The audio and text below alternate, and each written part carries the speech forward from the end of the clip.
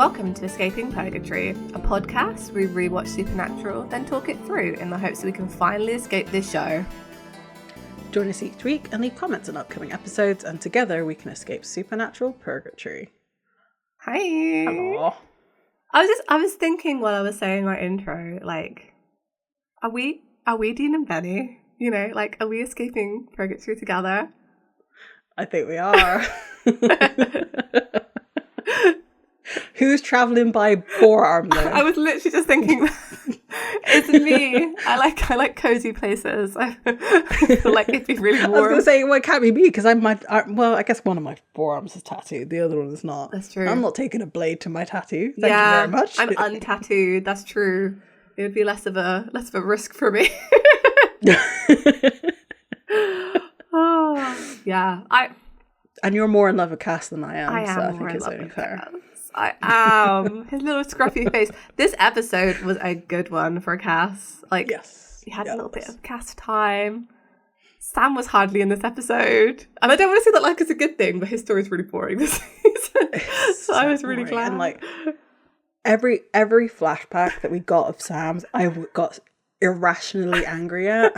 Like to the point where I had to keep pausing it because I was like, it's just a show. It's just a show. It's just a show. Because every interaction that we've seen of Amelia, like I must have just erased her from my mind because I do not like her whatsoever, and I feel really bad for like in Supernatural when we have no female characters to like have one that's so irritating and someone who like I don't like using this description of women because it's been used too much, but she is a legitimate bitch. And I don't want to be saying that. I know. Why did they write her that way? Like, I don't... Like, her backstory, her story sounds very similar to Sam, and Sam is not like this. No. Be nicer. Though it is weird that he just invited himself in. I will say that. But yeah, like the second time. Yeah. The second time. Yeah. Like, you just been called creepy and you sit down. Yeah, don't sit down. I would be like, leave. Don't sit down. Or just like, I just have to pop out to get some milk or something. Bye. And then go and tell the front desk, like, there's a creepy man in my room. You know? And he let his dog just, like, run into my room. Yeah. Everything about Amelia, I just don't like. I think it doesn't make any sense whatsoever. And I don't know. I honestly... It's making me gassy. I'm honestly getting to the point where I'm like, did he just make her up? Are these flashbacks even real? You know? Right? Because they're so bright. Yeah. They're so bright. They're so bright. Why are they so bright? Was he just in like a gin coma for like the last year or whatever? Exactly. And because I was also thinking that like, what are we're supposed to be making some sort of comparison, right? Because Dean's flashbacks are dark and grimy and like in this sepia monotone like I love it look, and then his are oversaturated, really bright colors. Are we supposed to think that like Sam's living the ideal life with a woman who doesn't really like him? Oh yeah, the ideal life of like, I don't know, maybe some people like fixing drains, but it's not my ideal job, you know? Like, no. It's gonna get a little sick feeling thinking about it. Like, hair and drains. Like, could not do it. At least this was limes. It would smell good. That's true. Yeah, but I don't know. Yeah, maybe it'll develop further, but I don't think it does. I don't think so. And like that one conversation that they have between, like I want to get this out of the way because the rest of it's actually really, really good. Yes, I agree. All the other character interactions are really, really good in this episode. But that last conversation that they have where she just suddenly like is nice to him. Yeah. After he calls her out for also being lonely. It's just like, okay, that's not how people talk to each other. No, you know what it is though? The signal we're supposed to get from that is that she's always been into him, right? She's just been mean and standoffish, which I feel perpetuates the myth that all women are into you, they're just mean, right? But no, she was clearly showing behavior that she did not want to be around him or did not want to be near him. They shouldn't have then portrayed that her always being a little bit into him. It's just weird, and it like makes people think that's how the world works, and it isn't. And I think that's what I don't like about their relationship. Yeah, because I still can't. So in the recap, we get the bit where she wishes Sam a happy birthday, and she's like all happy and shit. I'm like, well, how do we get from where we're at now to there? Because that is not a natural transition. And like, I feel like Sam leaving just confirms everything that she thought about him in the first place, which is why you shouldn't get with somebody if you don't like them. Honestly, like, I don't know. It doesn't seem right, and that's why I think, like, is she even real? You know, right? Is she actually? Like, even Benny and Andrea seem more in love than those two. Yeah, like if you compare it to, say, like Lisa and Dean, because this is the direct comparison, right? Like last season, Lisa and Dean were together. Their relationship felt like they actually kind of liked each other. You know, like that whole bit of them having like a really serious conversation on the stairs just feels very real to me. Like that's where you do have your serious conversations, right? Like it's not always, you know, picture perfect in a comfortable place. Yeah. And I don't know, I really like Lisa and Dean. I think they seem to go well together, or they was never going to work out.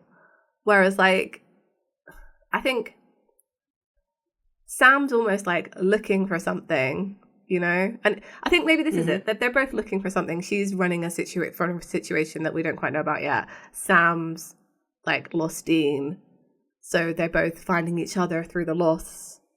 I think that's the story.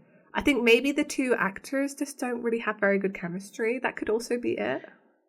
That could be it too, I think. And also, I think back to Ruby. Ruby was nicer to Sam than this. I was like, yeah. I think he's into mean women. I think he likes mean women. And it's probably like some sort of punishment, right? Right, yeah. It's a self-flagellating, like, I don't deserve someone who's nice to me. Yes. Oh, this is so Sam Which is Winchester. not true. Yeah. You deserve people to be nice to you. Always and forever. Yeah. I don't know. But I reckon that, like, Jessica was nice to him, right? I reckon she was super sweet, like sweet as pie kind of thing. But then since then, he's like, yeah, I don't deserve that in a relationship because she got killed. I can I can see that as yeah. And like, I guess Maddie was kind of nice to him too, and he had to kill her. Oh, that's true. So there was that. Yeah. Oh, Sam. Yeah, but this is why I don't. It's fine. We'll get more into them and their plain spaghetti relationship in the next few episodes. I'm sure we do. But meanwhile, we have the love triangle of the century. And this one is a love triangle. I think everybody is into everybody. Oh, like I don't know. Like I was down for this. I enjoyed this so much. I think it was the last purgatory scene in this episode. Yeah. I was like, you know what? I'm gonna have to find me some Benny, Cass, and Dean fanfic. It exists. Right, hang on. I'm gonna tell you how many. Give me 2 minutes. I'm an archive whiz. Let me just do this. You know it exists. I mean, there's definitely Dean and Benny fanfics out there. The old Benny situation. I will say I've been humbled. Because I thought there would be way more. And I'm logged in as well, just so you know, so I can see all of the works. There's only 415 Cass, Benny, Dean fics out there. And I can't believe that's true. I must be doing something wrong with my search engine. I must be. Because there are 2,322 of just Benny and Dean. You don't want to know how much there are of Dean and Cass. Do you want to know? I'm guessing there's like 100,000 at least. It's now 125,000. Oh my god. 140. Yeah, it's 125, 457. I struggle to say numbers, but yeah, it's a lot. Don't worry, me too. But yeah, no, I'm down with the vibe because I don't know, I'm like, yeah, you know. This is, I believe it. This is the only instance I've taken on it's a love corner, not a love triangle, because it's a totally apt description. But this is definitely a love triangle. Yeah, they're all into each other. I can see it. It's purgatory bonding, like. Yeah. I mean, clearly, yeah. So, yeah, I enjoyed it. And this episode is written by Ben Edlund, so you know it's good. And that's why it was so good. And like, so the thing also is that we can see that Ben Edlund can write good love stories. Yes. Because the way that Benny describes how he met the love of his life is really, really sweet. And just like, I mean, we knew it was going to end in despair because this is, and she's Greek for one, so.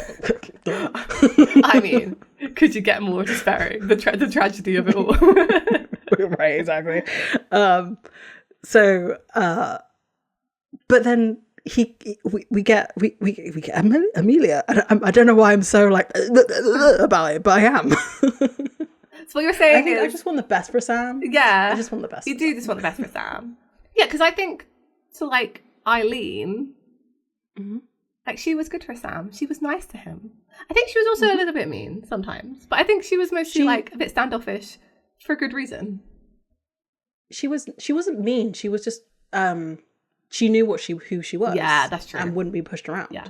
It was more of like it was a like, I feel like it was more boundaries rather than like Amelia's like venom. Yeah. Because like I think if you compare them, because after Amelia there's no other relationships until Eileen, I don't think, for Sam, as far as I recall. So. I feel like there's some weird things between him and Abaddon, but that might just be my imagination. Is it the same kind of weird things there is between like Dean and the Darkness? I can't remember her name either. Yeah, because honestly, I didn't get that. Amara. What? Yeah, you're struggling with names really today. Struggling with names today. Really, that's my area of expertise. Really to not remember people. But yeah, it's fine. It's fine. No. I think Ben Edlund writes really good, like I'm gonna say erotic tension.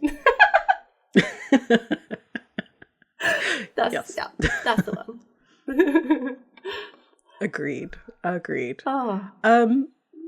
I mean, I know I spent a lot of time talking about how I feel about certain people in this episode. But we can get into it if you want. Yeah, we're like 20 minutes in, let's go. Okay, let's do it. So, we have the recap, and it's all just the beginning of the season, so the last 4 episodes, minus the, like, unique one that we had last time. So, it's just Sam recapping that he had met Amelia, and that they had a normal life together, or like that was the one thing he wanted, was a normal life. Yep. Dean was in purgatory and he was saying that felt pure. Then Dean meeting Benny and getting out of purgatory, and then like the deal to do that. Them finding Cass, and then we get a bit of Kevin's disappearance. Yeah. So just in case you forgot, Kevin's gone. Yeah. And then we are. So the way that I'm watching Supernatural now, I think it's more closer to like the DVDs versus Netflix. Yeah. And I feel like Netflix made everything really bright. So I was watching this. I could not see what was happening at the beginning of this episode. I was like, where are we?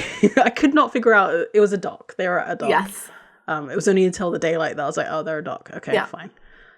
And we see Benny, and I don't know if Ty's accent is real, as in like he's taken it from somewhere. Yes. But like if I could just meet somebody who sounds like Ty or Benny, and just, I know this is what happens to me all the time in America. They just want like me to talk at them.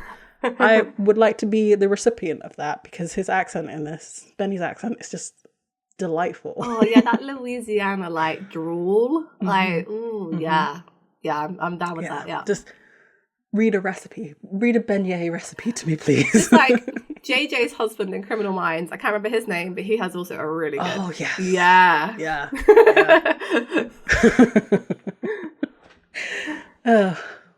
Just sigh. But then so he comes across a guy. He's following a guy. His name's Quentin, and they have a bit of a confrontation, and it's clear that these two know each other and that they were part of the same nest at one point, and he was the one who held his legs down. It sounds really awful, like being part of this particular nest. Oh yeah. And it's kind of interesting to get a sort of inside view of like monster culture, as it were. Because we never get to see it. Like we saw a little bit with the Tara, whatever her name, name was. Yes. The vegan. I can't remember her name. The vegan vampire. Yes. Yeah. Lenore. It came to me. Lenore. Yes. But we never get to like really see like the politics, and we definitely get to see that in this episode. And it's clear that like they don't know what happens to them when they get killed. That's because they're like, where have you been? How did you get back?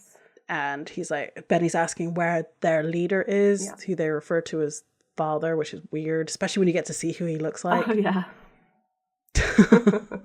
And then the whole group of other vampires come in, and they're like, we're gonna show you how. Like, I could tell you where it is, but I can show you. And then I don't know why I found this so offensive. They start fighting, and then it cuts to the title card.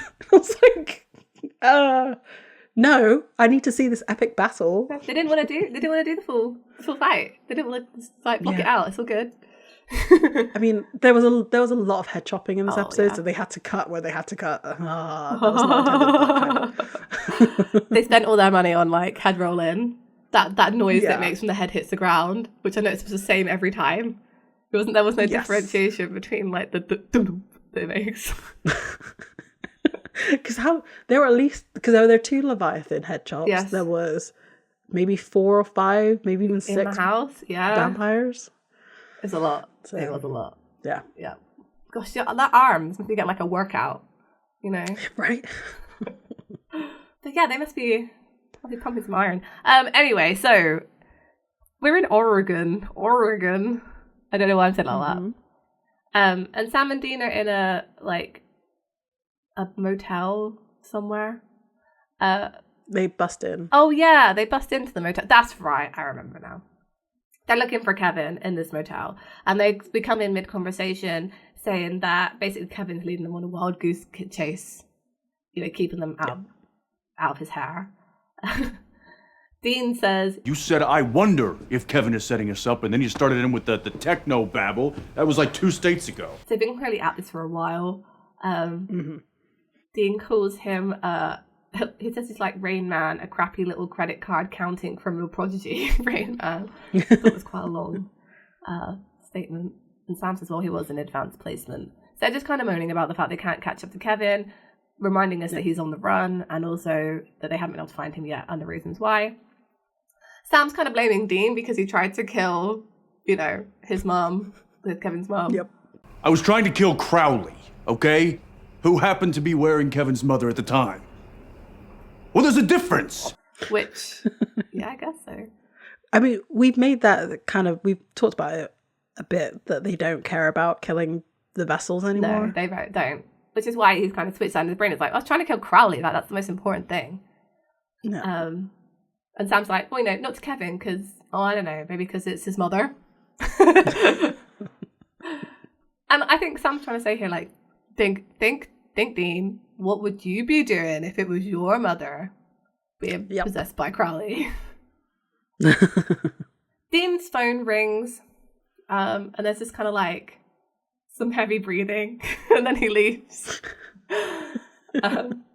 He goes outside to take the phone call, and he's like, Benny? He knows it's him. We cut back to Benny, and he's in pretty bad shape. He sounds almost like drunk. And I think this is why I made that comparison previously, that like Dean's his sponsor, you know, of like keeping him off blood, off his addiction, or at least blood from humans. Because at the time when he rings, we kind of expected to think that he's been drinking loads of human blood. So Dean says, like, what did you do? And he's like, no, not like that. Sam's watching him as well, like out the window, like sneaking on him. So Dean's asking how many guys he took on. There's like been a conversation going on between them without us seeing. And Benny's explaining what happened. He tells Dean that he busted his legs, essentially. Like, he's like, my legs aren't working so good. There's a fuel barge that I can crawl to. And I was hoping if I could ask you for one more favor. Dean goes back into the motel room without us knowing what the favor is. And he's just like, I'm going. Sam's like, what? Where? He's like, we're on the case, remember, Dean? The Winchester Holy Grail. Shut the gates of hell forever case. Dean says, sure. Like, but in order to do that, like, we need our prophet, and we don't have him, so I'm going, bye. He also says, do you mind if I take the Toblerone? And I genuinely didn't know that you guys had Toblerones in the States. Really? No. I always assumed they were a European thing. So that proved me wrong. Yep. Dean's leaving. Sam's following him. He's like, seriously, Dean? And Dean's just, saying that he's got some personal crap to take care of. I mean, Sam, to be fair, is like, what personal crap? I'm your only personal crap. Yeah. Who do you know? Mm-hmm.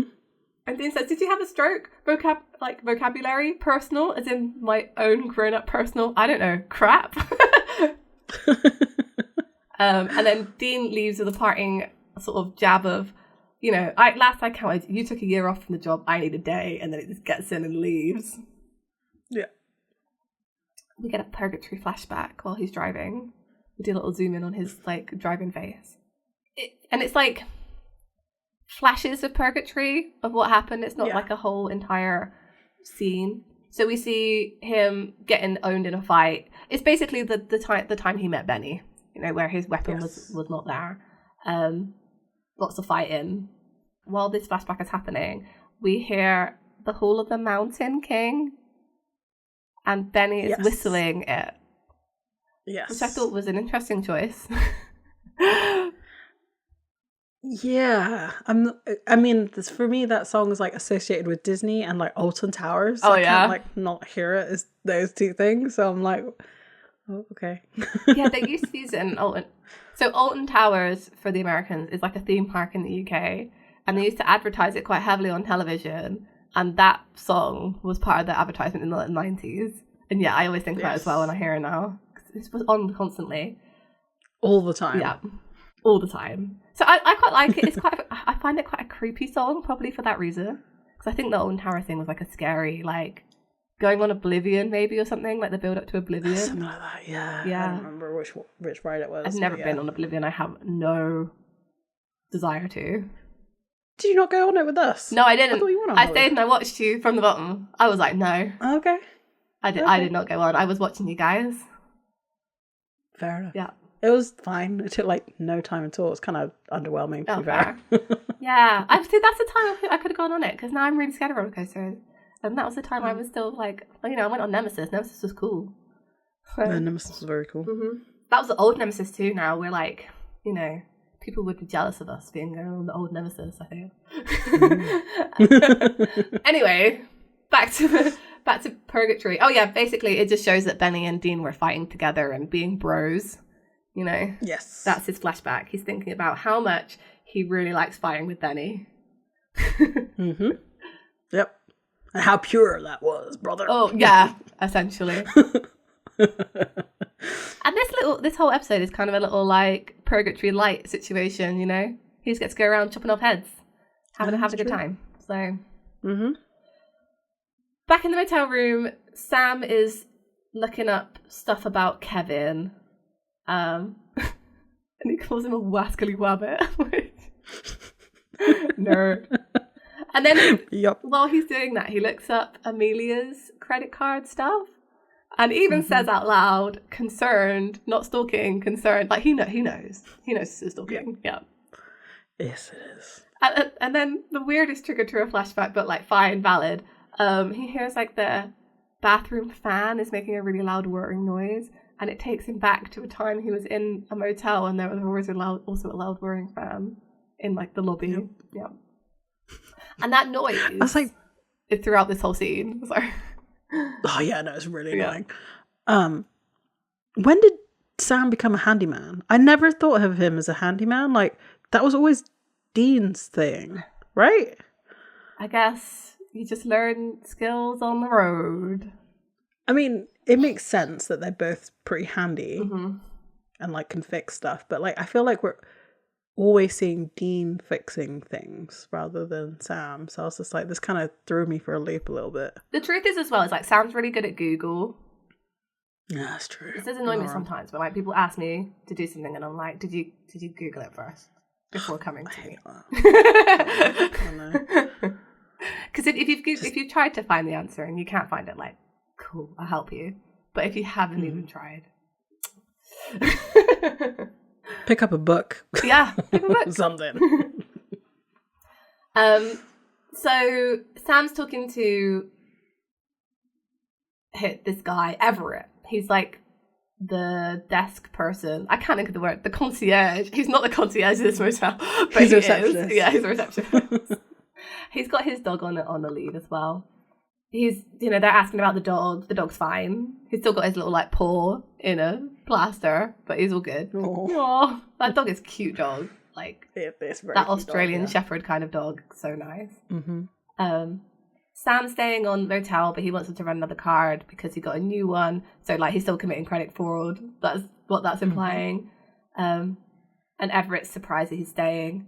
Sam explains that he's between jobs and he's also like looking after the dog who's got a surgery follow-up, so he's staying. They both turn to look at this noisy air conditioner and Sam offers to fix it. Everett says, well, if you can fix it, you got a job. You can be the handyman. Right. We see Sam then switch to a motel room that he's fixing, and he manages to fix it. So it goes back to the present day. Oh, did he fix that one? Oh, I got confused because he looked the same in both flashback and normal time. But you're right, he fixed it in this time. I'm awful at flashbacks at the moment. My brain is fogged. Anyway, so he knows how to fix fans now. It's all good. Yeah. He just has a screwdriver on him, does he? Probably. That makes sense as well. Sonic and all. Fine. But I feel like that would be in the boot of the Impala. Why does he have his toolkit in the room with him? I don't know. I'm picking here, but I mean, maybe he has like some tools in his bag. Yeah, why not? Oh yeah, because to be able to strip he was his a gun. Handyman. Yeah, it all connects together nicely. I guess so. Anyway, so Dean finds Benny. He finds Benny with a, and he brings him blood, that's a big step for Dean Winchester. Like this is true. I assume it's illegal blood, from a blood bank, but fine. Stolen. He finds Benny in this barge, leaning against the wall, and he's like, Benny, not looking good. And Benny just says, up yours, and then Dean opens up the blood for him, like the cooler. Is he keeping it in the beer cooler, or is it a different cooler? So this was in the back of Benny's truck. Oh yeah, you're right, because he couldn't get back out to get the blood. Yeah, you're okay, good. Yes. Okay, cool. Yeah. Thank you. You're gonna have to correct me a lot today because that's fine. The gears are not whirring. You're fine. So some time has passed, and there's a bunch of empty blood bags. I guess they've moved on or moved to a different section of this fuel barge. I don't know. It was kind of weird. I don't know where they got from point A to point B, but that's fine. And Dean is surprised that Benny looks fine, and it's just like, I guess they never take the time to like interact with monsters. They usually kill them right away. Yeah. So, but like media has shown you that like these monsters heal quickly. Oh, yeah. Anyway, fine. I think he's looking good, because Dean's like, you look okay. But I think he was looking good. Anyway, this is the brain rot. It's fine. So Benny's like, well, yeah, that's what you get when you drink some AB positive. Yeah. Like, haha. I didn't quite get where they're kind of like, they're just sort of having a catch up moment right here. Mm-hmm. And Benny's like, all right, well, I'm good. You can sort of carry on with your day. You've got your like, what do you call it, family business. Yeah. And Dean's prodding. What's going on? You and that whole friend thing, man. I'm like, okay, friend thing? What's a friend thing, Benny? Yeah. And it immediately cuts back to purgatory, which I thought was even funnier that they do this, because it's like between the three of them, and you're like, friend thing. What is this friend thing? I think it's, I do believe in my heart that it is canon that as soon as Benny saw Dean and Cass together, he was like, oh, that's why. You know? Like, because that's why he was so concerned about finding Cass, because they're in love. Because the first thing that Dean does when he sees Cass is grab him by the lapels and like haul him in to a hug. Like, he's like, oh yeah, they're that kind of friend. They're that. Yep, exactly. Yeah. I agree. So they're all in a fight right now, and it's Benny, Dean, and Cass. They're all fighting, and they're like, Benny is basically saying we have to ditch Cass because he's a magnet, because he's a angel in a place where angels not supposed to be, but then Dean points out of like, yeah, but you said my humanity is a thing that drawing him in too, and he's like, yeah, that too. Like, it feels very like we need to get rid of Cass because he's a distraction for you. I agree. Like, I mean, Cass has a target on his head. He's also a bit of a like Debbie Downer at this point as well. Yeah, it's true. The longer his beard is, the more depressed he becomes. I think that is true. Also, like, it's been Dean and Benny like going to find the portal by themselves, and they're a pretty like slick team at this point. Although Cass is helping them with power-wise, they're also probably having to do more fighting because of him. So I do get it. And yeah, I think he is a distraction because Dean would perhaps sacrifice himself for Cass in a way that might jeopardize their mission. This is true. Yep. If Cass looked like he was in trouble. Yeah, for sure. Which probably leans into why Benny helps Cass as well. Oh, yeah. So that Dean doesn't do it. Hey, look. Yeah. So I love this thing. I love Cass, this thing. It's so good. It's so good. Does present a curious curl in the metaphysics, doesn't it? If you murder a monster in monster heaven, where does it go? And this is the crazy aunt I want to take on the road? I am not your aunt. What? Really? I have no possible relationship to your sibling offspring. and Dean thinks this is hilarious. Yes. You know? Yep. And then Cass actually says, I actually agree with Benny. Like, it's not a great idea for me to come with you. They don't even know if he could get through the door. Yeah. And Benny is like, see, look, you're actually intact. A living human, saying to Dean, you're intact. A living human being stuck in purgatory. This dimension wants to spit you out, and like, you're the one who's going to get me. I could get out because I was once human. Yeah. Whereas Cass might not work. There was never a conversation in purgatory, and I feel like there definitely should have been. So I think it would have been really interesting that Cass could possess Dean to get out of purgatory. Oh. Because I think it would have just been a really interesting conversation of Dean being super uncomfortable with it because we know he doesn't like to be possessed. And then him like reluctantly agreeing to do it, maybe, because, he loves Cass. So because there's like that weird thing of like certain vessels for certain angels, right? Like there's compatibility issues, and like your vessel could explode if you take on the wrong one. But at the same time, Dean was meant for Michael, and Michael was significantly stronger than Cass. Yeah.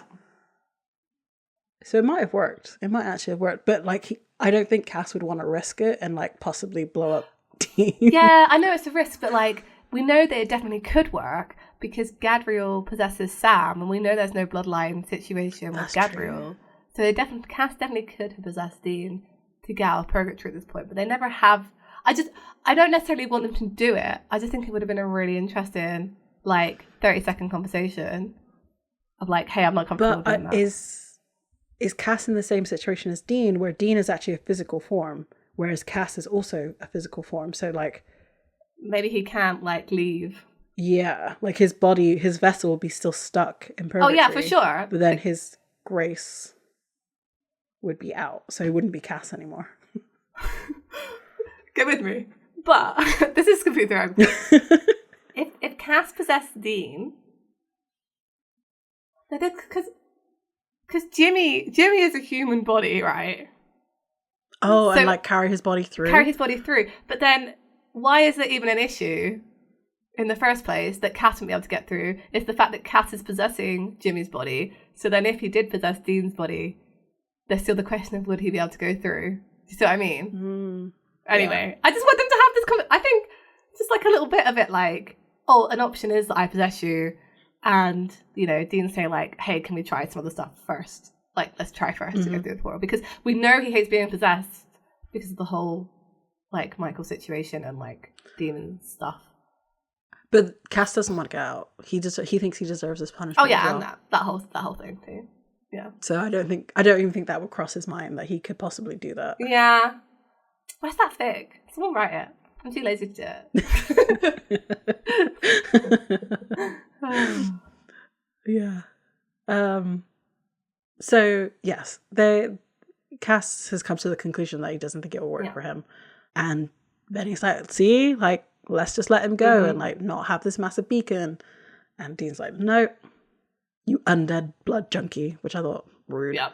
I'm the one with the mojo. I'm the one with the plan. Cass, you're going to shove your ass back through the eye of a needle if it kills all three of us. It's like, no, that's not sacrifice everybody. Yeah. Yeah. So then we come back to the barge. And Benny's like, looks like you're dumb as ever. And Dean's like, well, some things never change. They're going to go vampire hunting for Benny's maker before his maker kills him again. Dun, dun, dun. Da, da, da. So we cut back to Sam. The thing I love about this episode is like we're very stationary. Yeah. Like we're doing a lot of like exposition, but in a way that's not. It didn't feel like it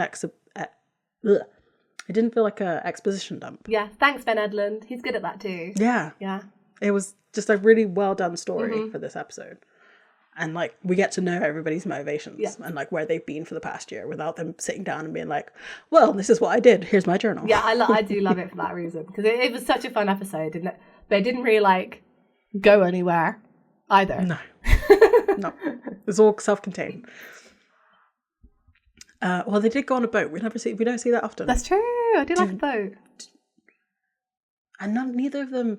Anyway, it's fine. I'm not going to get into it. So we cut back to Sam, and he is on his laptop, and he gets like spooked by a bug zapper kind of thing. And then he sees a woman across the way getting some ice from an ice machine, and it's also making some weird noises. And he's transported back to motel living, and Everett is asking him to go fix the sink. And he's fixing the sink. He fixed the sink. Yes. And Amelia comes in like carrying some shopping bags, and she's just mean. She's like, "What the hell are you? What the hell? What are you doing in here? I knew something was off about you, creepy army navy, and your sideburns." It's like, no, I am with her on this. I am with her on this because like, guy hits dog, comes to your practice, you fix dog, and then man turns up at your motel room. I would also be like creeped out. yes, but okay. Granted, Sam doesn't have a name tag, which is weird. Yeah, like, he should have some sort of uniform. Lanyard, so I think I agree with that, but it feels very like you don't even give the person a chance to explain. Yeah, that's true. Either I don't know. This motel is oddly ran. We'll put it that way. Oh yeah, for sure. Very informal. And it's also in the other corner of the same lot that they're already in the present day. Yeah. I'm just saying. They turned a corner. Definitely the same. Yeah, for sure. Sam interrupts and is like, stop, I'm just fixing your sink.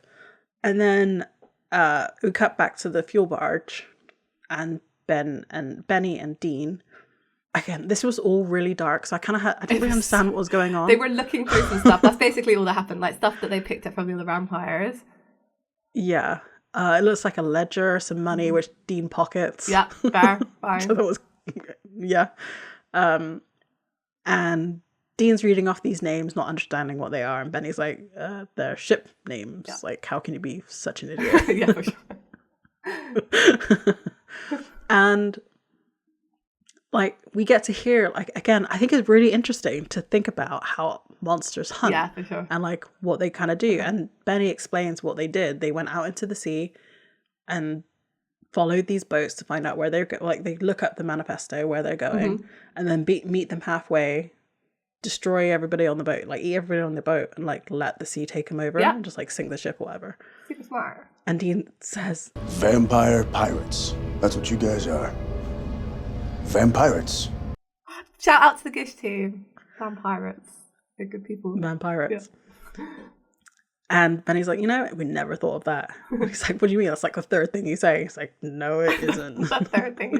Like, the looks Benny gives him in this is like, it's a good job you're good looking. Because, like... Yeah, it really is. And I wonder if Benny feels old as well, dealing with Dean. Oh, for sure. Because we don't know how old Benny is, right? No, I was trying to figure out from this, like, when he was killed. Because he makes, like, a reference to the fact that he started drinking, like, donated blood. And I was like, when would that have been? But I couldn't figure out. And I didn't Google it. So, like, I'm guessing, like, 1900s. So we don't know when he was about for.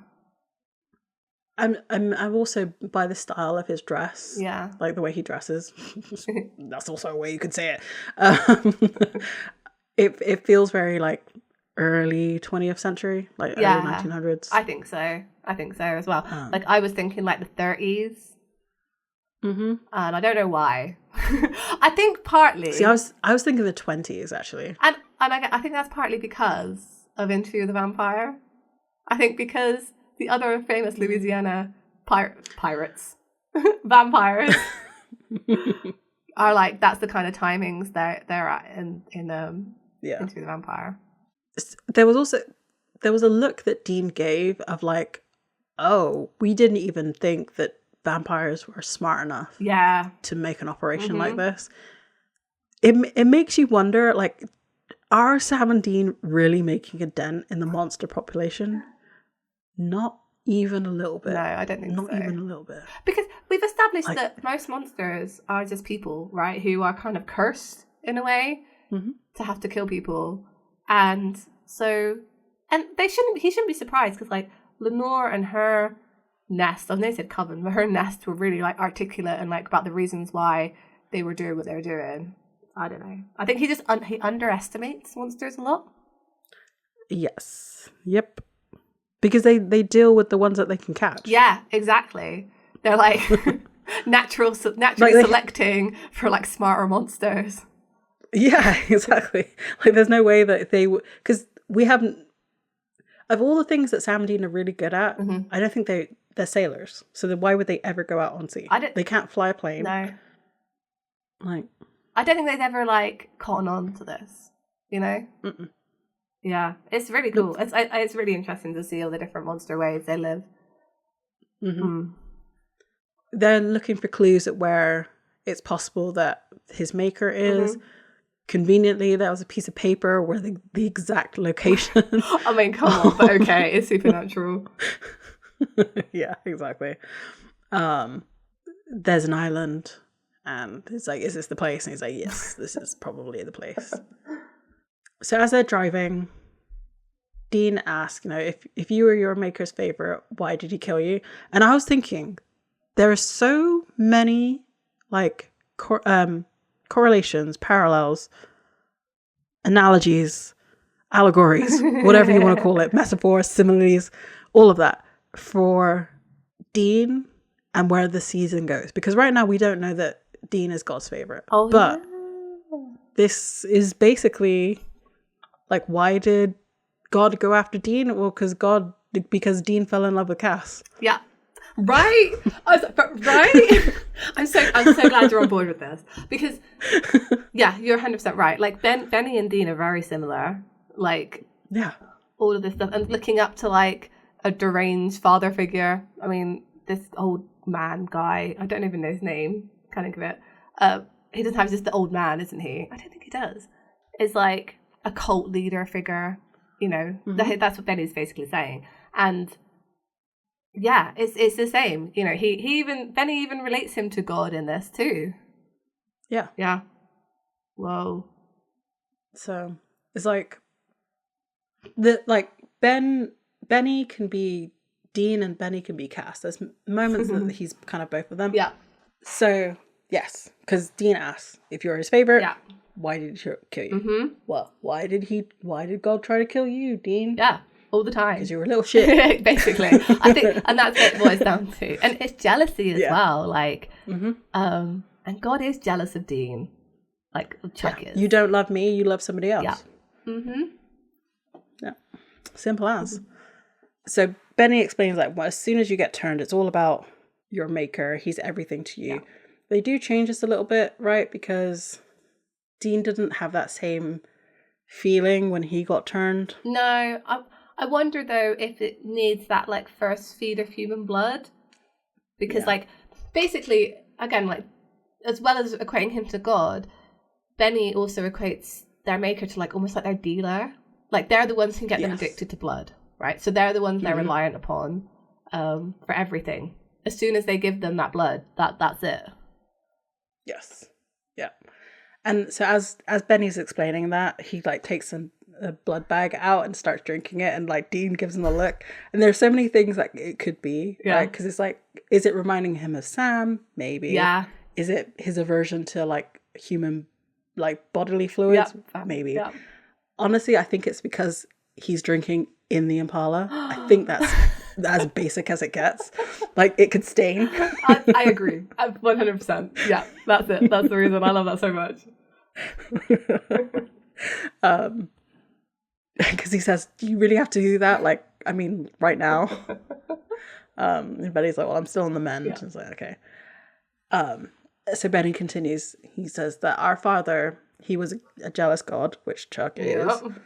But again, this is us looking back, so we can't make that fine. Time, but we can now.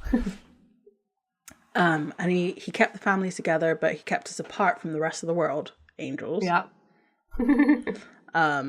Always at sea. I always did what was best for the nest. Always what did Cass again. Always did what was best for heaven. Yeah. Till I met her. Andrea Cormos. Beautiful. I mean, words don't even cut it, you know. Wow. She was on a boat of her own. Yeah. And he was supposed to report back to the nest of where she was going, so that they would take over, but she changed his life. Everything seemed to vanish. And we had just come to, like, we fell in love, essentially. And eventually we settled in Louisiana. And then one night, coming home, the old man, he was just there. Yeah.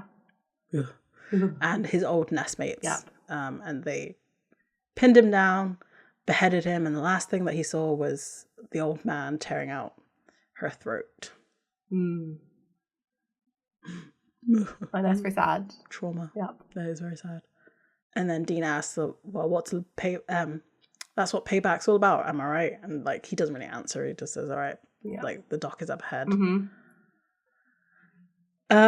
So they get to the island and they find a house. Yes, easy. Yeah. And Dean is typing out a message to Sam that says hunting vampire nests on this island. Yes. And like not alone, but then he decides to delete it. Yeah. I'm like, just send it. Just send it, man. Sam will forgive you. Yeah. He'll be like, what are you doing? Don't you? But he'll come. Yeah. Exactly. And Benny starts to worry that like he's not in the real world anymore. Like he's not in the real world. Like Sam was. That he can't. Yeah. Yeah. And Dean as well when he came back. Hey, listen to me. I've seen what happens down that rabbit hole.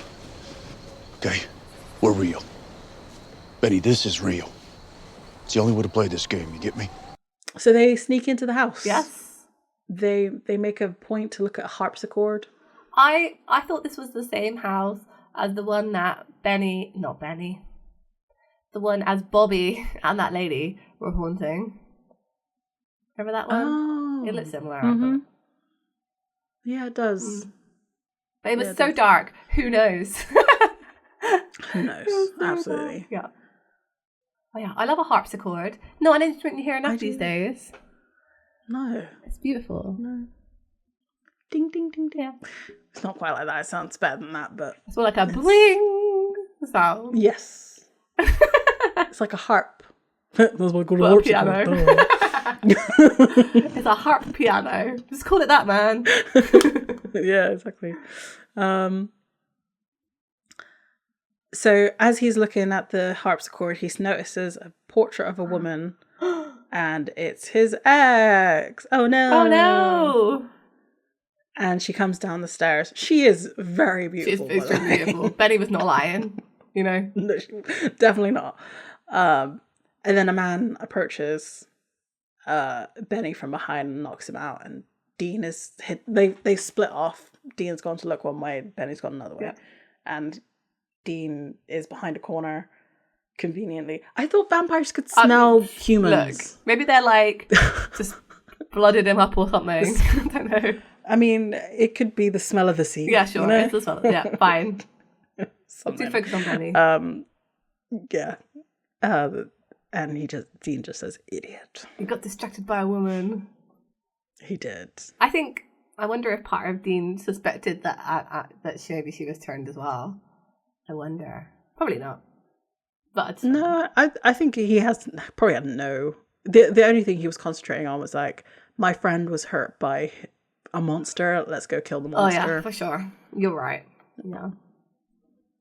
So Benny is tied to a chair, and they're like gloating at him.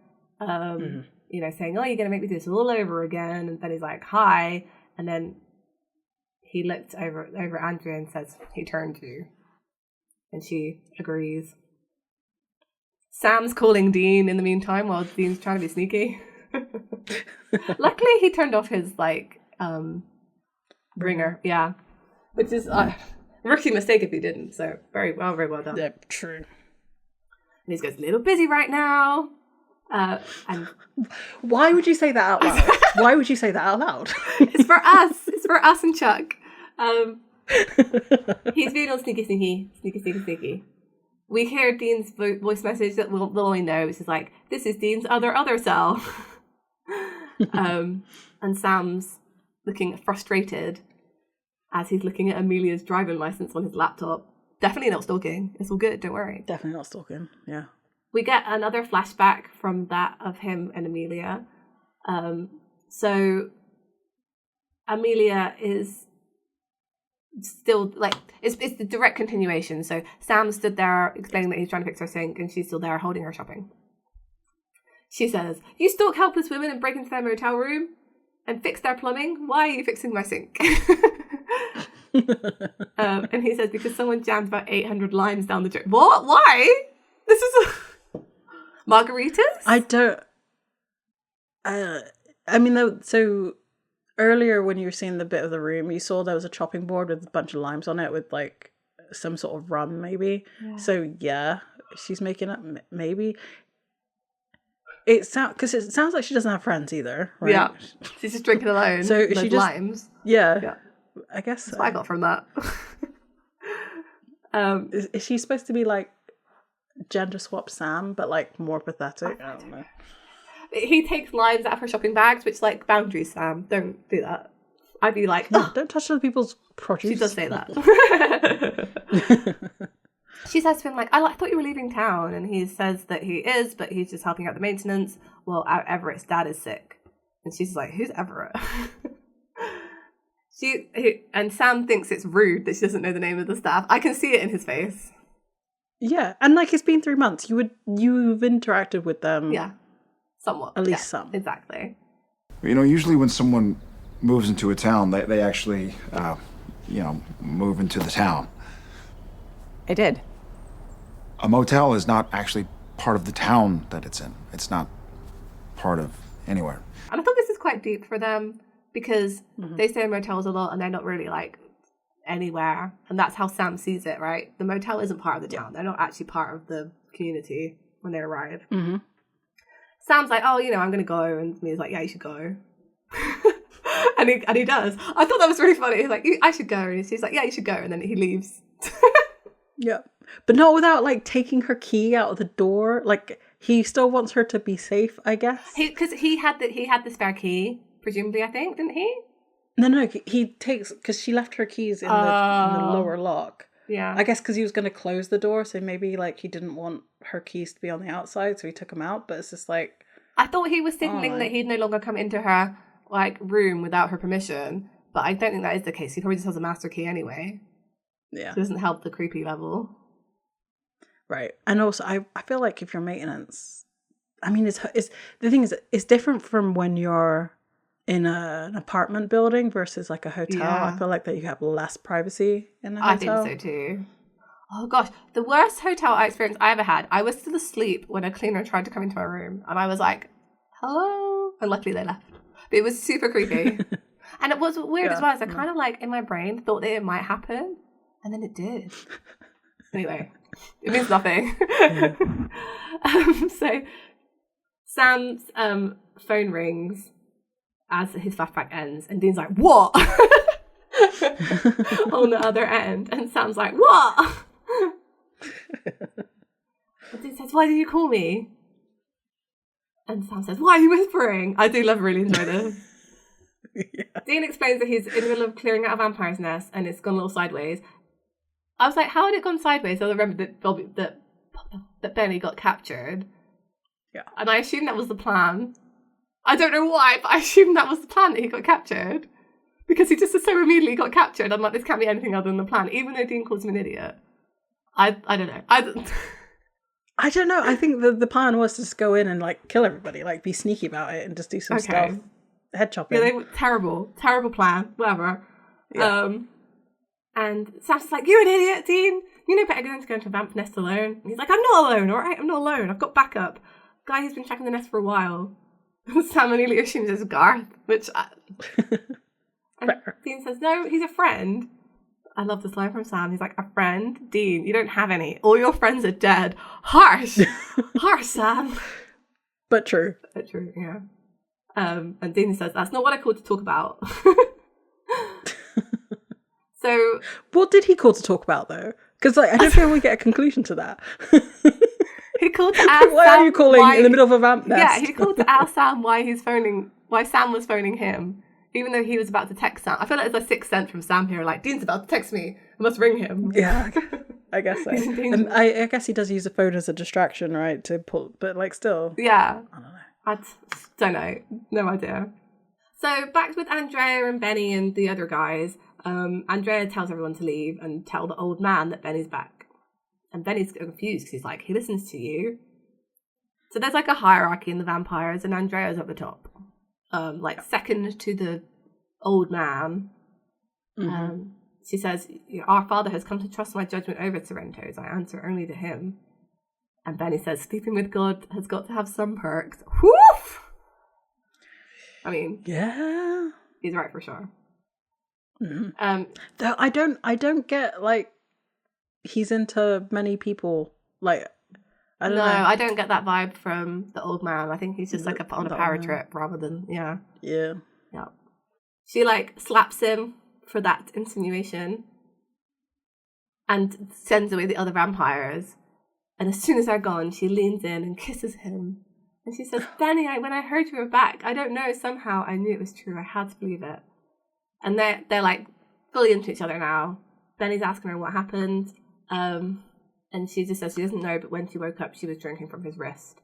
And Benny apologizes because it's clearly all his fault. Like, I mean, yes, they thought they were safe, but she says, no, it's not. Like, you never hid anything from me. Like, I chose you. So she always knew he was a vampire, which I think that makes sense. Yeah, is lovely.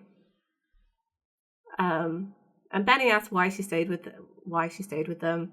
And she basically says, like, she didn't have any other choice. So what else do you do as a new vampire, right?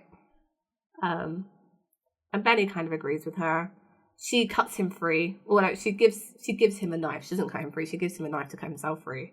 And and says it doesn't have to be complicated, and that she can't kill. So she gives him a knife and a key. And a key as well. Thank you. Yeah. She says that she can't kill the old man. Like, none of us can, because he has some kind of hold over them. But she said, you came back from the grave. You're proof he's not all powerful. He's not God, and he's scared of you. I know it. And Benny says to her, like, you understand that I came here to burn everything to the ground, to stop everything. And she's just like, do it. Do it. Yep. Do it. And Sorrento's back. The old man wants Benny to be brought to him. We then see Dean texting on the phone as Sam is talking, because, like, basically, like, I don't know why, because he's still talking to Sam. They could have just told him, but it's fine. I guess for reasons, whatever. Yeah. Sam says to him, I get the separate life things, but this is a hunting thing, and we have to find that line. That's how I thought. It was very couples counselling, like. Yeah, definitely. Yeah. And Dean's like, oh my God, stop talking. Like, I texted you in my 20. Sam agrees that he's on his way. And he says, you know, if you handle it, great. I'll buy your friend the first round, but, like, listen to me. And he goes, Dean, you there? Dean! And Dean's just, like, left his phone. And we see a vampire, like, walking over to look at it. And Dean uses it as a distraction to slice his head off. Like, whoosh. Yep. Very cool. But it also, like, breaks his phone. And everyone's like, damn it. And we basically, Dean's about to get in a really big vampire fight because another vampire, like, spots him. It's like that bit in Assassin's Creed where you're trying to, like, carry a body and they hear the, like, ching sound. Yeah. That happened. Exactly like that. I have not thought about Assassin's Creed in years, but yes, that's exactly what happens. So Sorrento's taken Benny to the Maker, and, like, he's in shadow at this moment, and he says, hello, Father. Benny says, hello, Father. And the Maker comes out. I was not expecting him to look like some college prep boy. I mean, neither. Some frat boy. Yeah. I know, but I guess that's, like, the dichotomy of vampires right there, calling him an old man, and he's, like, 19. Exactly that. It's got to suck. And it was at this moment I was like, oh yeah, that's why, like, what's her name from Interview with a Vampire? Yeah. The little girl. I can't remember her name. Yeah. Claudia. I feel like it's... Huh? Claudia. It's Claudia. Yes. Yeah. I was going to say, I thought it was like Amelia or something. Yeah. I can understand why being a child forever would suck. Yeah. I'm quite enjoying aging. I know it's a really weird thing to say, but, like, just get past 30 and you're like, yeah, bring it on. It's all good. Yeah. It's pretty good. Yeah. The other side of 30. It really is. Apparently 40 is better. So I'm really excited for that too. Yeah, me too. So the Maker, or the father, I don't know what to call him because he doesn't have a name. Yeah, fair. Just call him whatever you like. Head honcho. Father. Captain Vampire. Sorry. Admiral. Yeah. You know, he's in charge of a fleet. Yeah, it's like, right? There you go. He says, Benny, I have no words. And Benny's like, yeah, no, that's not true. So he wants the Maker wants an explanation of, like, how he got there from being dead. He just says, I found a way back. And he says, from hell. He says, next door, as far as I could tell. And I thought that was kind of interesting that there isn't an innate knowledge that, you know, you go to purgatory after you die, which, I mean, I guess that makes sense because only the alphas knew where purgatory was, so why wouldn't they think that you would go to hell? I mean, it makes sense, doesn't it? Yeah, that's true. Like, the alphas would definitely know, but they're so far removed, right? So, right, exactly. And Benny's like, no, I'll just show you. And the Maker's like, you know, it won't change anything, but I did regret killing you.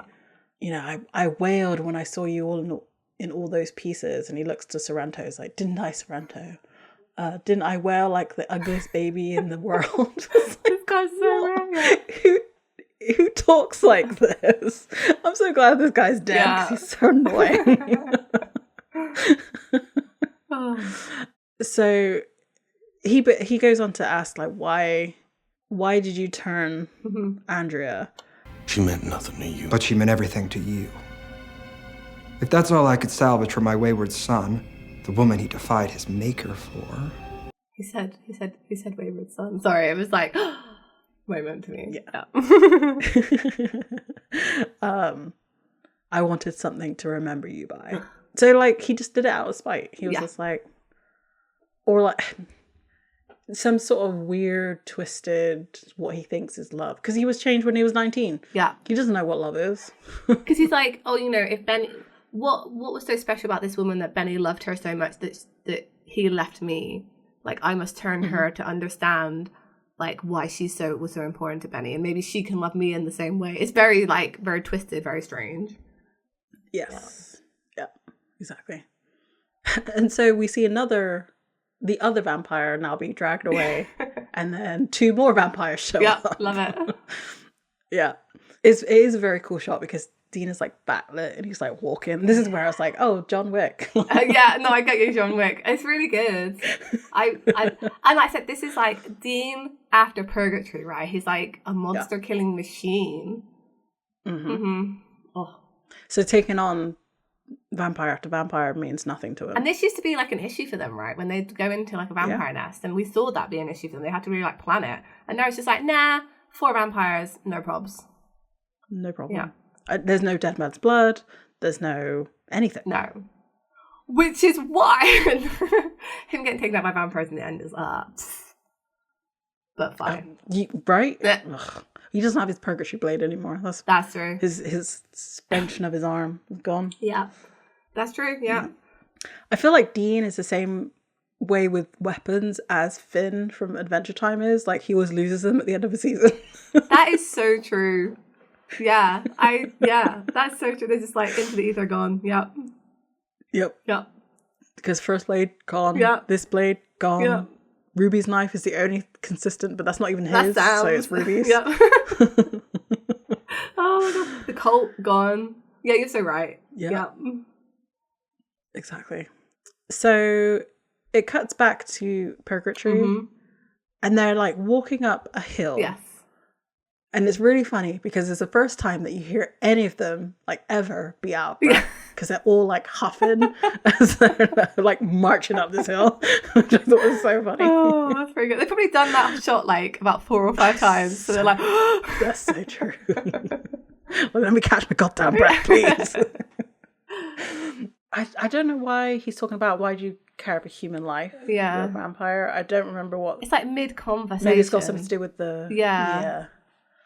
Oh no, I know what this... And he's like, sorry, I think I know what this might be, because Dean was basically saying that he sacrificed himself to like save Cass to go through the portal, and I think this is a bit of the way into that conversation of him saying like, what do you even care about a life, you know? What's the difference to you? I would assume. Anyway, sorry. Yes, that makes sense. That does make sense. And Benny's like, well, if you compare the numbers, who kills more humans or vampires? And Cass is like, well, it's just a confusing game. It's like, yes, Cass, thank you. I get it. You're worried what I might do if we make it topside. I'll start eating your little piggies. When you put it like that, like, yes, I would be worried. I would not be worried, he's like, I told you, man, by the time I got ice, I was strictly on blood transfusions, donated blood. Not donated to me, but I'll get the black market stuff. Like it's fine. You don't have to worry about it.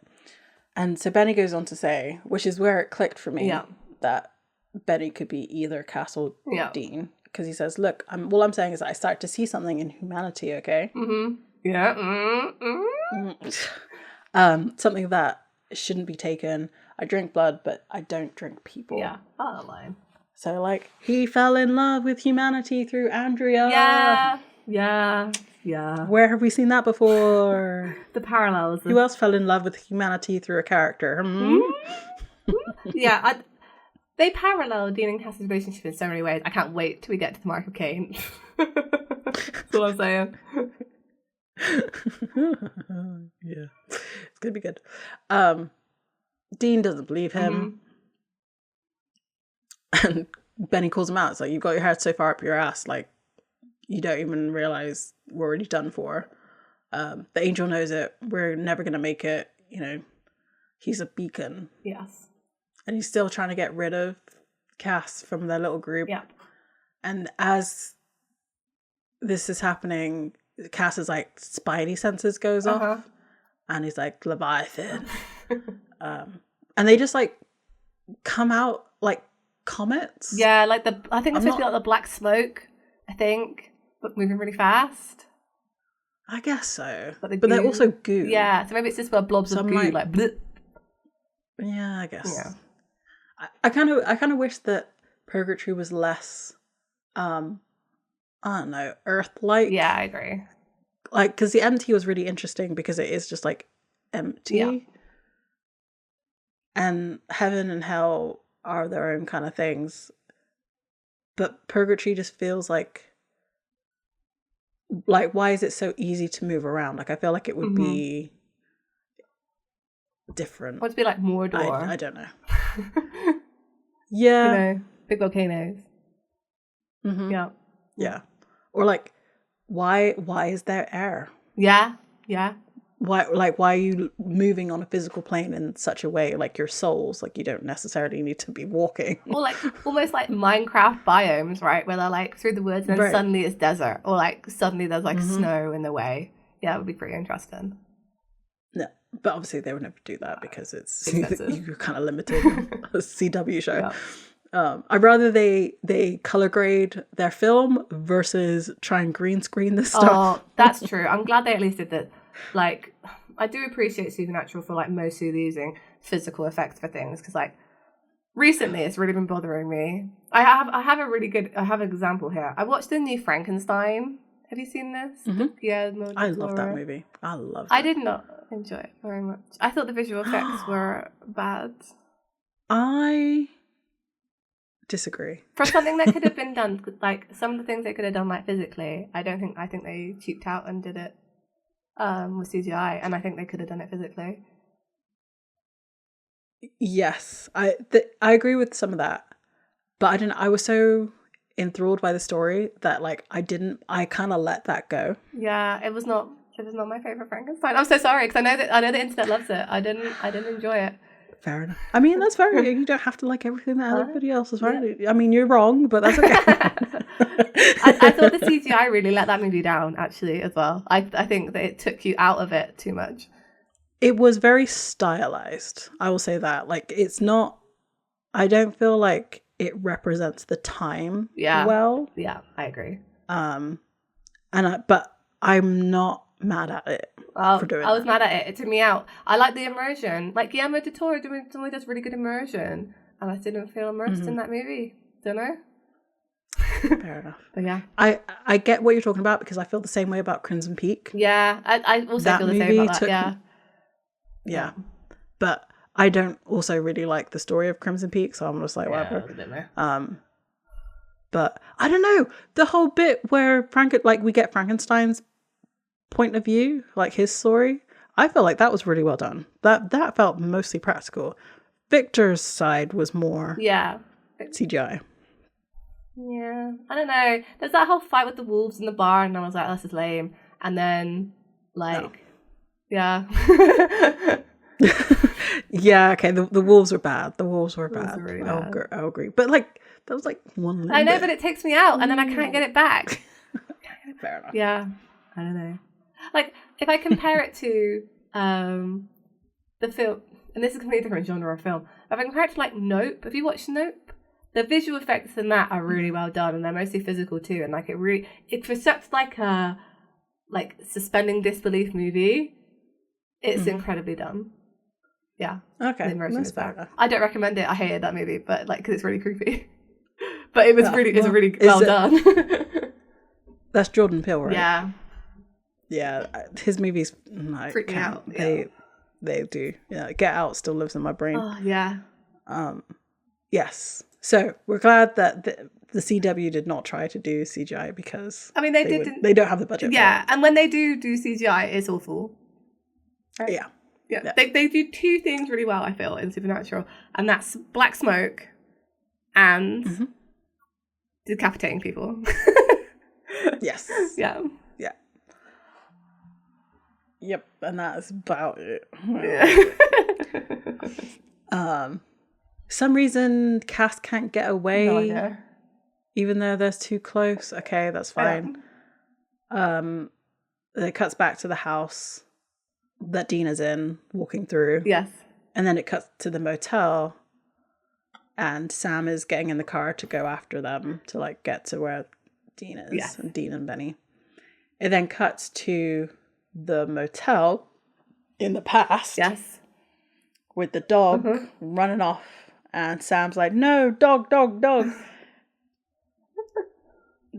I mean, I feel like not even a nickname. I mean, he doesn't want to get attached, right? That's probably why he's not given. I disagree. I think dog is an excellent name for a dog. I don't know why. I just love it. I really enjoy it. I wouldn't call a cat, mind. It has to be like Kitty or like Mog. Mm-hmm. But a dog as a name for a dog is genius. Love it. The best.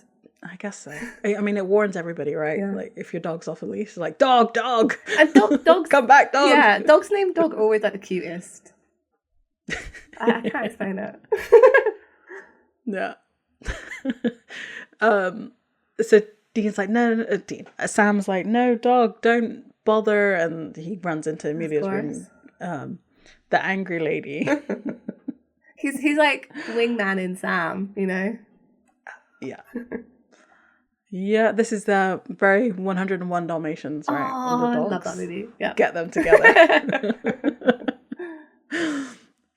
Sam apologizes, and Amelia says, "Dog, that's what you're calling him." Oh. And she's like, "Well, it's accurate." She very awkwardly asks if Dog is taking his antibiotics. Yeah. And they're like, "Yep, they are." And then, I mean, this is such a...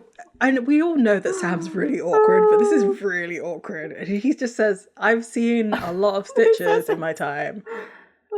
And you've got really good hands." Like, that's the thing that you're going to compliment her. Like, I mean, I guess it's good because it's skill-based.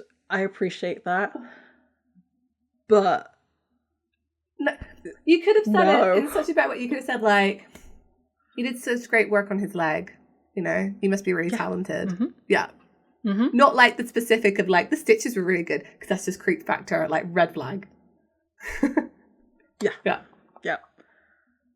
Sam calls it out. He says, "You think I'm creepy?" And Amelia says, "I think it's creepy you buy all your clothing from army surplus. White supremacists do that." And Sam's just like, "Yeah, but I'm not." Drifting serial killers do that, and Sam's like, "Fair enough." I mean, like, you don't go against that, but you go against white supremacists, because he is a drifting serial killer. Let's be real. I guess so. But that is his job. True. Yeah. And again, Amelia calls us out saying, the thing is that when you read the lines that she is actually written for her, they're not that bad. I think I have a problem with the way that they're delivered. Yeah. And like this, she delivers, we said this before with her other stuff. I think it's just her delivery. I don't know what her direction was for this stuff. Yeah. But it leans way too much into, like I said, I hate using it, but like bitchy. It's like too standoffish, where it needs to be like a little bit more, for them to be a believable couple that got together. I think it needs to be like a little bit more playful. Yes. Rather than like the such like leave me alone. Like, because otherwise there's no reason to pursue this, because she should have just been left alone. Exactly. Yeah, because you saying, you come from nowhere, you appear to be going nowhere, and you've, quote, seen a lot of stitches. It's all pretty solid creepy. Like, you could say that in a fun way, but she doesn't say it in a fun way. She says it in like, which is why Sam sits down, because it's supposed to be flirty and fun. Yeah. It doesn't make sense for him to sit down. But it doesn't come out that way. Because I was getting like, leave me alone vibes from her, like, go away. And then for him to sit down, I was like, do you have no boundaries, Sam? Like, I feel like you know people better than this. Yeah. Exactly. And the thing is, again, another reason why he sat down was because Dog was not moving. Yeah. Because Dog likes Amelia. But of course Dog likes... Well, actually, should the dog like Amelia? She's a vet. Maybe. Like, he could have also picked up Dog and gone. Like, he's a big enough dude that he could pick up a dog that size. And be like, come on, Dog, let's go. But I feel like in the script it was he sits down because dog is there too. And she's like smiling. They've had this fun banter. Yeah. But it doesn't come out that way. No, I agree with you. I do. At all. And like then Sam going into her personal life, I would be like, what the hell are you doing? Yeah. Like, because it does, like you said, it comes off as standoffish. So I'm looking at her as being standoffish and nothing, like, there's no like, why are you sitting down? Yeah, and it's like the dog is basically sat on her, so she has no way to like leave. So like, she doesn't know anything about this dog really. And then this strange man is coming to sit and ask her about her life story. It's like trapped. I don't know. It's just feels very, I don't know. I've been talked to enough in public by strange men that I'm like, I would not like this. Get out of my space. Exactly. If I hadn't given the signal that I want, I'm like, oh yeah, you're actually pretty cute. Like, come in, you know? Yeah.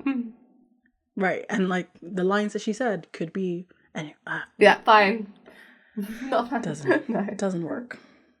And like it's kind of meat. Like Sam is not particularly great at flirting either, because he's like, and that's because you have no one. I mean, like, that's why you're in this place. Yeah. And Amelia says, I used to have someone, but now it's over now. It's gone. You know what that's like, don't you? And then that's the end of the flashback. I mean, like, because she's, for Sam, I was like, who's she supposed to be referring to? And I was like, oh yeah, it's Dean. It's Dean he's lost. Yeah. And everybody. Like, Bobby's gone. True. He's all alone. Everybody. Yeah.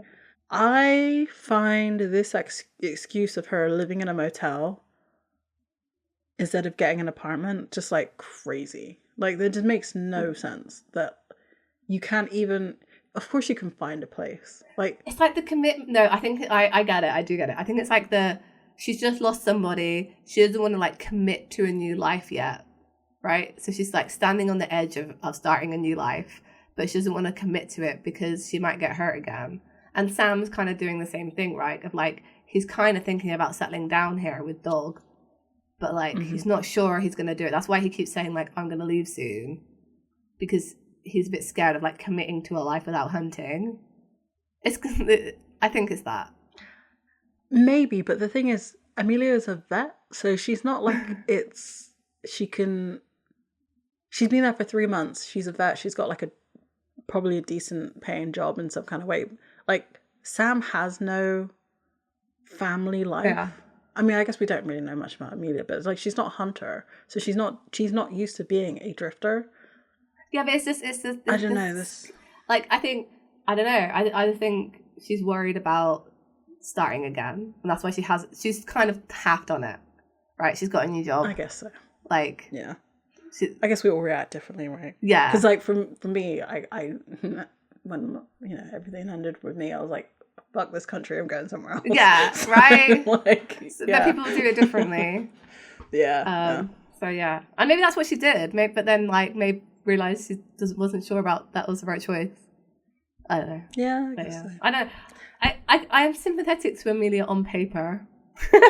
Because I do think that she would be a good match to Sam if we had a bit more of that chemistry between them, I think. Because they are kind of similar. If they both lost somebody recently, they're both kind of drifting from place to place, maybe starting a new life. Maybe why don't they start that new life together? That's pretty cute. I quite like that. Why not? But it's the chemistry is missing, I feel. Yes, definitely. Yep. Because this is the first time that she's like being soft with Sam. Yeah. But I don't think it's supposed to be the first time. Maybe the chemistry is missing on purpose, and that Sam just kind of settled for the first person that he found that was like kind of nice to him. Well, not even. Spoke to him. It's just pretty sad too, you know. And that's maybe why he finds it so easy to leave, because he wasn't that connected to her in the first place. Oh, which is really sad for Amelia, because like she probably really connected with it. Maybe not. But maybe not either. Maybe they're maybe they're just in it for like different reasons, and that's very cynical of me, but like, I guess we might find out. Who knows? We'll see. So we cut back to night where Sam is driving and he's called his phone again, and like, his poor phone, he's thrown it like twice in this episode in the space of like 20 minutes. You should see my phone, man. It's awful. So good. And he speeds up because he can't get a hold of Dean now. But that's because Dean's phone is broken Yes. because it's been dropped by the vampire. So we cut to Benny and his maker. And it sounds like Benny's maker is kind of tired of it all. Yeah. I mean, he does say it. I'm feeling so tired. But like, I don't know. Again, there's a bit of disconnect between like what the guy is saying and the way he's acting. It doesn't seem like he's actually tired of the power, but maybe he is. I don't know. It works more for him because he's a vampire, like an ancient being. Of like, I feel like you lose that expression in your face after 1,000 years. Yeah, I'm sure. And connection to people. Yeah. That makes sense. And Benny says, you should have let me go. And he says, but Benny, I don't let things go. Which, again, immortal, cult-like man. I'm not surprised. You live so long, how is it you have so little? Nothing but a beat-up old harpsichord and a nest of hyenas. I have the sea. And I have Andrea. No, you don't have her. And he holds up like his handcuffs because he's like, haha, I got out of the Sorrento? No. I guess it's Sorrento. Serrano? Yeah. Like, is there two people? Is there Sorrento and a Serrano? I don't know, man. They all all these vampires in this nest looked really similar. They did. Yeah. Yep. Which maybe also tracks.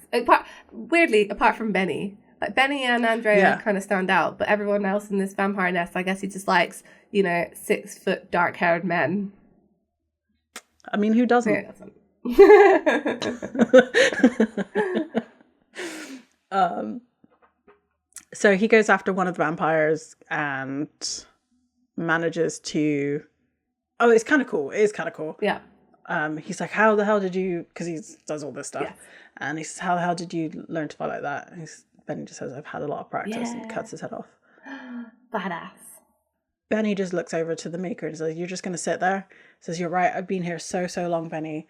Seen all the outcomes, all the patterns 1 trillion times.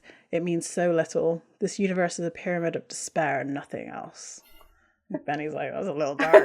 But honestly, a pyramid of despair sounds pretty fucking cool to me. Yeah, like, why is it a pyramid?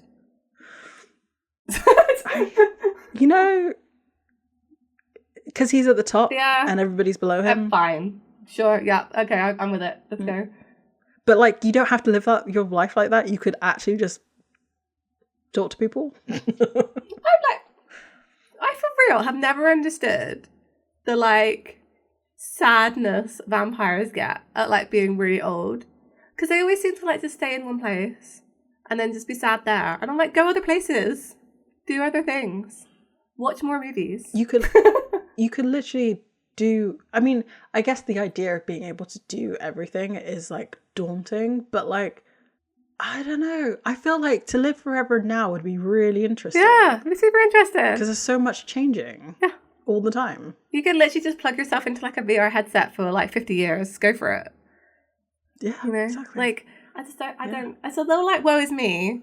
Well, I don't know. Get some more interesting hobbies. Exactly. Like, learn. It does remind me of Lestat. Yeah. Right? That he's the original depressed vampire. Like, oh yeah, you're really good at piano. Learn a different instrument. Or like, I don't know, get really good at Tai Chi or chess. And then once you've like maxed all of those things out, then start thinking about being sad. Like literally, you could pick up World of Warcraft. Yeah. You could be playing that forever. Right. Literally. You could. Minecraft. Make some friends. RuneScape.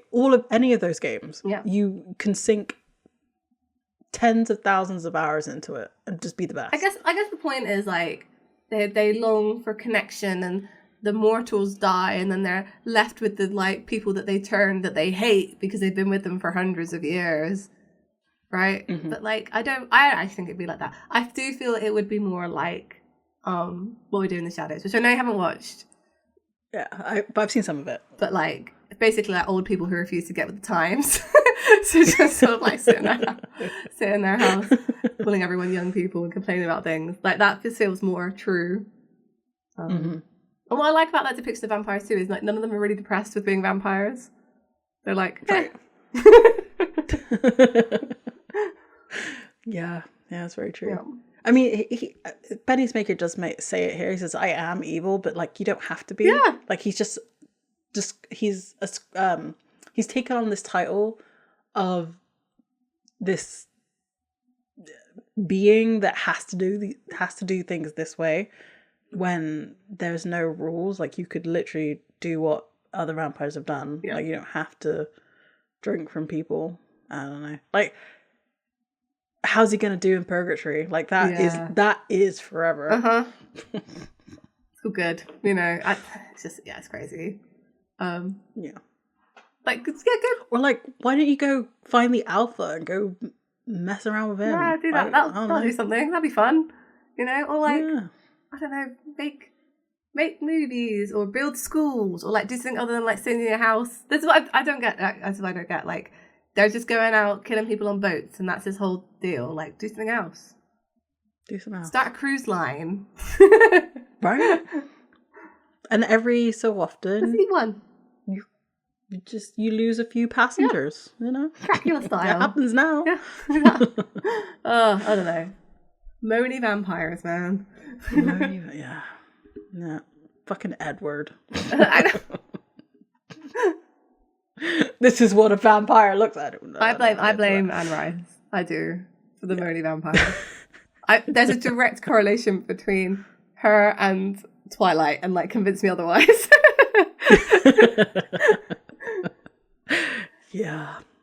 I mean, at least with Anne Rice's, like she understood that like vampires would not just be of one orientation. Like that's true. Eventually, people just don't mean anything. Yeah. Like bodies don't mean anything. Twilight's very Mormon, isn't it? Like we know that. Yeah. So yeah. Like I will have one, and that is all. Like no. So that is no. That's not how. And why would you go back into high school? Yeah. Why would you go back to high school? Honestly, the worst. Ugh. The worst. Yeah, absolutely.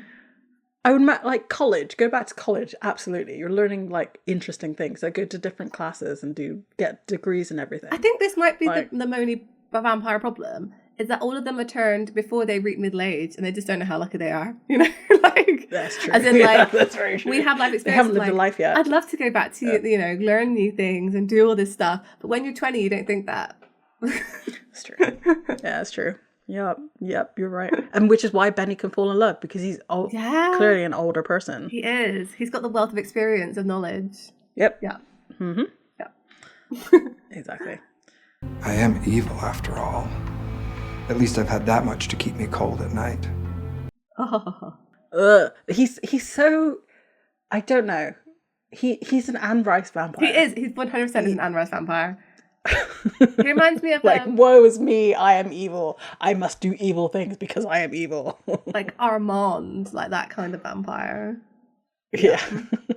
Ugh, get over yourself. You never had that, did you? Everything had to be thought about, considered. And he says, you know what Socrates said about a life unconsidered, but what we have is not a life, blah blah blah. They get into a bit of a scuffle. Yeah. He's like, this is my story, you Nat. And it's like, God, main character syndrome. Yeah, no, this is why I was like, Ben Edlund knows what's up, right? Because you were right at the beginning. This is a direct comparison between Dean and Chuck, and this is Chuck / Benny's maker getting annoyed that their like creation has turned on them.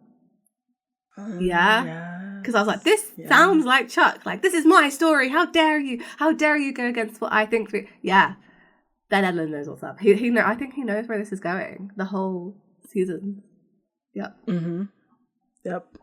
He even says here, like, it ends the way I choose, not you. Mm-hmm. Yep. Foreshadowing. So does this mean that his maker has like decided that he's okay with being killed, and that's why he doesn't put up much of a fight now? I don't know. I'm not sure why he doesn't fight him back. To be fair, I think he's more like thinking he can manipulate him to the end. So he's like, oh, I can win this through my words, and so it doesn't bother. And then Benny just kills him. So But we don't see that though. I mean, we get to see the bloody knife, so Yeah, definitely. I guess. Yeah. So, and he would absolutely kill him, but like it was odd to have an off-screen death. They used to pull their head chopping budget, like they only could do so many, and they needed one more later. Yeah, that's true. Yeah, you're probably right on that one. Benny sort of takes pride in being able to. He says, "At least I can show you something new, a whole new world." Mm-hmm. Cue Aladdin. Yeah. A whole new world. Purgatory. Exactly.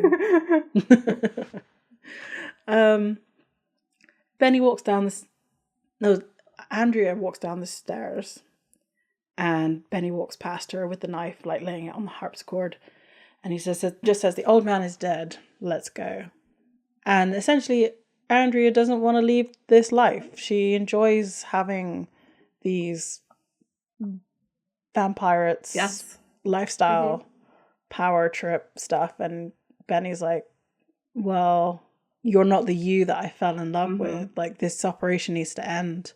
And he thought that because she was dead, like he wouldn't have to confront her in this way, and that he could put her memory to rest and like it'd be done. What I loved, it ain't here anymore.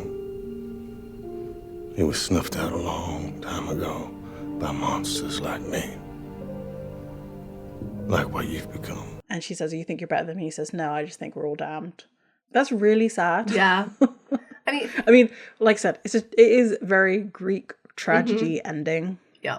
That you thought you were going to kill the person who killed your loved one, but it turns out they're still alive.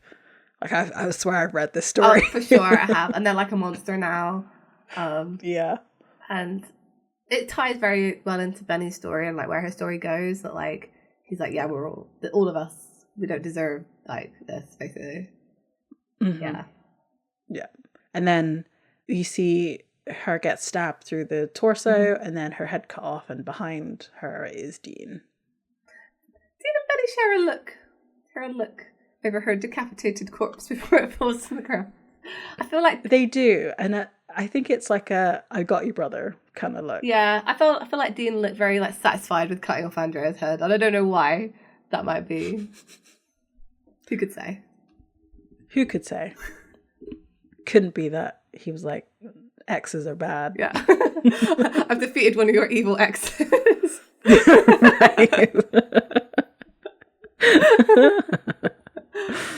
Was Scott Pilgrim out by at this point? I don't know. I think so. I feel like it was like... Came out. I feel like it's 2005, but it's probably later than that. It feels like a 2005 movie, but I think it was later. And it was a comic book before that, so, but the movie, yeah. Yeah. So Andrea's dead. I feel sad for Benny, but he thought she was dead anyway. Yeah. And I guess it feels worse though, right? Because like, she was there. She wasn't the like human that he lost his connection to humanity. Yeah, that's true. Yeah. Like everything, they stole everything that he loved about her, which is worse, I feel. Mm-hmm. Yeah, I do. Oh. But now he has Dean, so. It's fine. Yeah. No. So at the shore, Dean and Benny are there, get in the boat, and Benny says, "Why'd you do it, Dean?" Dean's like, "What? What'd I do?" And Benny says, "Resurrect me. You could have drained my soul into any culvert. No one would have been the wiser." And Dean's like, "What are you talking about? Are you okay? Like, are you okay, man?" Because Benny was before accusing him of being too loyal, like the friend thing. He's like, "You're too loyal." Mm-hmm. And now he's questioning like why he would be loyal. And Dean's like, "This is who I am." Because Benny's perception of loyalty has always been coercion. Yeah, that's true. Loyalty. So like, why would he just genuinely have loyalty to somebody? Yeah. A monster of all things. Yeah. Like, why would Dean? Yeah, and it's a good question to ask. And Dean asks if he's good, and he's like, and he says, "Man, I don't know who I am. No, he's a vampire that's been brought back from the dead. Like, who knows?" Mm-hmm. We get another Purgatory flashback. And Dean, Benny, and Cass are all running through the forest. There's a big splat of smoke / goo, and we see Leviathan. Dean says, "Oh, great." There's more of them coming as well as they try to sort of split up and go for it. Basically, Leviathan goes after each of them. Dean and Benny are holding their own and manage to chop the heads off the Leviathan, but Cass gets thrown to the ground. And we see Benny come up and help Cass. Like, he decapitates the Leviathan that's, like, trying to get Cass, and then holds out a hand to pull him up. And we see Dean watching this exchange happen. Yes. So it's kind of like, it would have been easy for Benny to let Cass die in that moment, because he's been saying, like, he's going to hold us back, stop us from getting through the portal. I almost think, going back to that conversation, that was almost maybe the moment that he was like, oh, I am going to help him resurrect himself. You know, like, he's a good guy because he helped Cass. Yeah. I don't know. I wouldn't say the moment that Dean started trusting Benny, because I feel like it's way before that. But, like, it's almost like solidified their friendship of him helping Cass. And we know that whoever saves a member of Dean's family gets instant loyalty. Yes, that's true. So, yeah. And that is why Dean is loyal to Benny. Yeah. I actually don't think it ever crossed Dean's mind to not put his soul back in his body once he agreed to do it. Oh, God, no. Yeah, that's not something... I don't think... Has Dean ever done a double cross to somebody he respects? I don't think so. I don't think... He doesn't do the double cross. He does keep his word, like he tries to, you know? Mm-hmm. So, okay, yeah. So, Dean and Benny are in the boat. They're going back to the dock. And we see Sam waiting for them, like an angry parent. Right. Why have you missed curfew? Yeah. So they both arrive. Dean steps off the boat and, like, Sam looks at Benny. And Benny, like, says, I'm Benny, to Sam. And he offers him his hand. And, like, Sam immediately knows. There's this slow-mo bit, right? A vampire is, like, cold in Supernatural. I think so. Or, like, he hasn't got a heartbeat. I was thinking, there's probably, like, a whole bunch of litany of things that it's like, this is not a human. Yeah. So Sam knows, as Benny's saying, I heard a lot about you, Sam. And we see, like, they look at each other. They look at, like, in the slow motion, Sam's weapons. And we see Sam, like, flexing his fingers. And Benny's aware, too. We're like, what's going to happen? And then Benny just says, I see you two have a lot to talk about. And just, like, walks off. And 17, like, he walks between them, literally and metaphorically. Yep. Yep. And that's it. Like, he's like, Sam gives Dean a look that's like, seriously? Yeah. If you could portray that with your face, that's it. It's like, seriously? Oh my God. Mm-hmm. Yeah. Anyway, so that was the episode. It ended with Sam doing a face. Doing a face of, like, sucking a lemon. I don't know, like, it's like he's caught him in bed with, like, I don't know, his girlfriend. Well, I mean, we know why he's so annoyed. Oh yeah, because it's Dean being a hypocrite. Yeah, he's such a hypocrite. 100%. Like, seriously, after the whole, like, Amy situation, seriously. Mm-hmm. Yeah. You stuck off to do and this like too. he doesn't understand who Benny is yet. No. I can only imagine how much more pissed he's going to be when he finds out that Benny was brought back from purgatory, of all things. What's dead stays dead or something. Yeah, something like that. Yeah. Hey, Yeah. I reckon he's going to see Benny as Dean's consolation prize for Cass. Oh, Cass, Yeah. Cass gonna start I feel like Cass comes back, like, real soon. He does come back real soon. I was actually going to look, because I think it might even be next episode. Oh, fair enough. I was going to look and see, because it's soon. Yeah, so the next episode is Southern Comfort, which I think is really funny. We're going from, like, Benny to Southern Comfort. Like, I'm pretty sure that's how I would describe Benny's voice, as Southern Comfort. Oh, yeah, that's true. We are getting Garth, though. Yes, I did see that. But it's an Adam Glass episode. So be prepared for me to be like, what is this plot? I'm ready. I think next episode is a filler. I have a feeling in my heart. Okay. Because we've got Garth. And, like, although he shouldn't be doing filler episodes, he does. Yeah. Yeah. So I'm kind of sad about this one. I think the thing is, the story's so interesting in this season that I'm kind of sad when they do fillers. You know? the worst filler that we've had has also been in this. Well, not maybe the worst we've had, but the third episode, was it Heartache? It was really bad. That was really, really bad because that was like a horrible story and everything. At least last episode, which was a filler, was interesting. Like they had a different take on it. Yeah, it was something different. But I feel like they're making up for this with just the presence of Garth. So. Yes, that's exactly where I was going with that. I'm so glad. I'm not mad at it. I'm not mad at it. No, I'm not mad at it. Like this episode was so good. Like it's so good. And then the one after the next one, I think is back to plot. So I'm kind of like filler plot. I can deal with. It's when we have 2 filler episodes in a row. I'm like, come on now. Yeah, exactly. Yep, which means they're not going to address this Benny situation. We're going to have to like sweep that under the rug for a sec. Yeah, I don't think they talk about it much, which is a shame. Yeah, it is what it is. Yeah, exactly.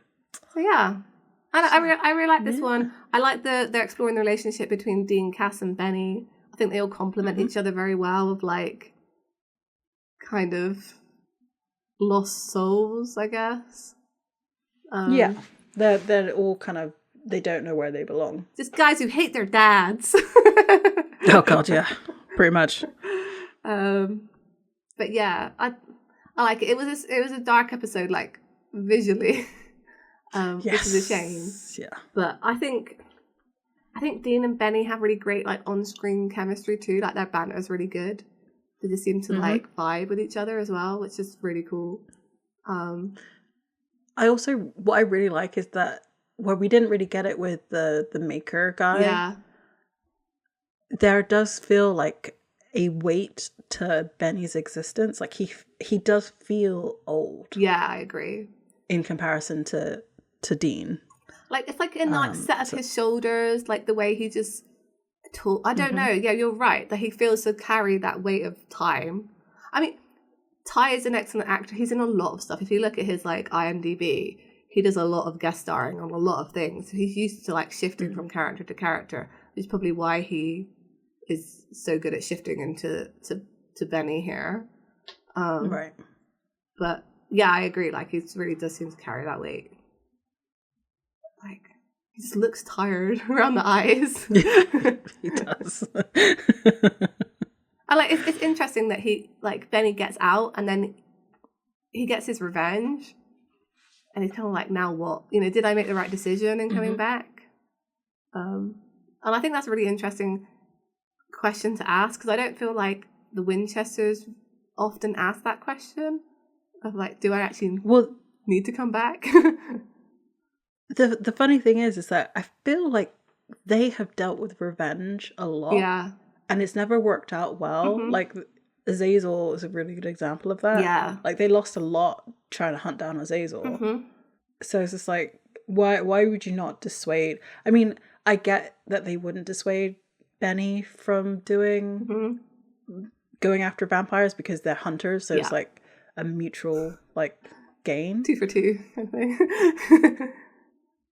But like, I don't know, like having a purpose is really important to the Winchesters. Yes. So why would you not give Benny a purpose? Yeah.